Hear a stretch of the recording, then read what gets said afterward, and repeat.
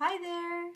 My name's Carrie and I blog at carriehishin.com about all things theatre related.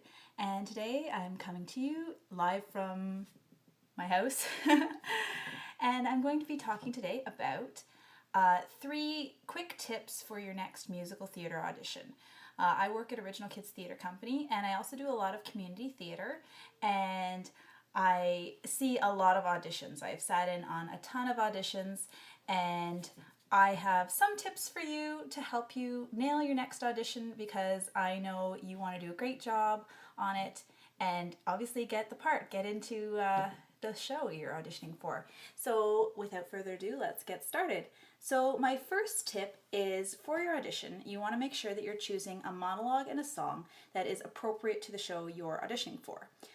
It's very odd as a director, a musical director, to listen to a audition piece that is totally inappropriate for what you're auditioning for. So for example, if you're auditioning for something classical, like say Cinderella or Oklahoma, it's best to choose a similar monologue and song.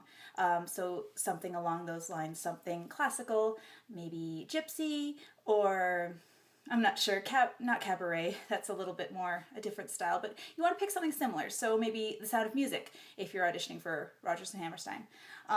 You don't want to pick something modern or poppy like Godspell or American Idiot or Mamma Mia, just because it doesn't show off your skills the best way. It just kind of shows that you can do that style of theater, but not what's appropriate for what you're auditioning for. You also want to choose something that's age appropriate. You don't want to sing, say, Let Me Entertain You from Gypsy if you're an older man, or maybe a little tiny girl. I know that Baby Louise sings it in and Baby June sings it in Gypsy, but I'm meaning like the reprise version, like the part when Louise is actually a burlesque performer.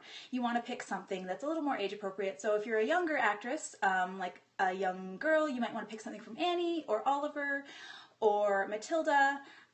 Whereas if you're a bit older, more mature, you maybe want to pick something from, say, Folly, something that just shows off your voice in the best way possible. Same thing goes with monologues. If you are auditioning for something that is more modern, you don't want to pick Shakespeare or Marlowe, because again, it just doesn't show off your best skills and it doesn't really show the auditioners what you can really do. So that's my first tip, is make sure your monologue and your song are appropriate for what you're auditioning for.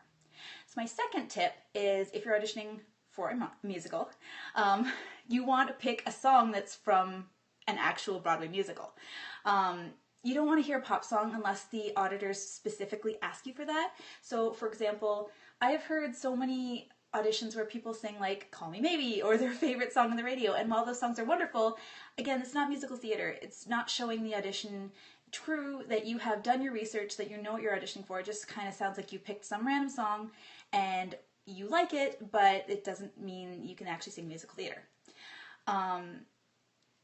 The exception to that, again, is if the auditioner specifically asks you to do that, or perhaps if you're auditioning for something modern or a jukebox musical, something like, again, American Idiot or Mamma Mia, or I'm trying to think, Jersey Boys perhaps, but you'd want to pick something that's, again, similar in tone to what you're auditioning for. Jersey Boys, yes, I love Jersey Boys. And then my third big tip for auditioning for musical theater, and any audition actually, is just be really, really, really prepared. It's super, super embarrassing if you forget your lines. Like, obviously it happens to everyone once in a while. People forget what they're going to say, and, you know, it's super nerve-wracking. Like, auditioning, believe me, it's so hard. But it's a skill that you can practice. You can just keep practicing. Practice as much as possible, because you want to make sure... Sorry, that's my cat in the background there. She wants to come in the room. You want to make sure you're really, really prepared, because that way you'll feel more confident. You will present a much better version of yourself to the audition team. You'll prove that you can do the work and that you've taken your audition seriously, even if it's for community theater, even if it's non-paying.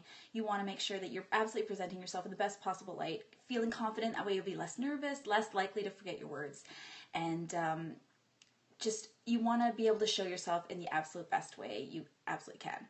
So that's about it. It's just kind of a short scope today, but I hope you found this useful, and good luck on your next auditions. If you have auditions coming up, I would love to hear about them. You can visit my website, it's carriehishin.com, or you can see me on Twitter, Instagram, it's at KerryHishon, KerryHishon, and I would love to hear from you. I'd love to hear your tips and your best advice for someone. So congratulations, go out there, nail your auditions, and I will see you next time on Periscope.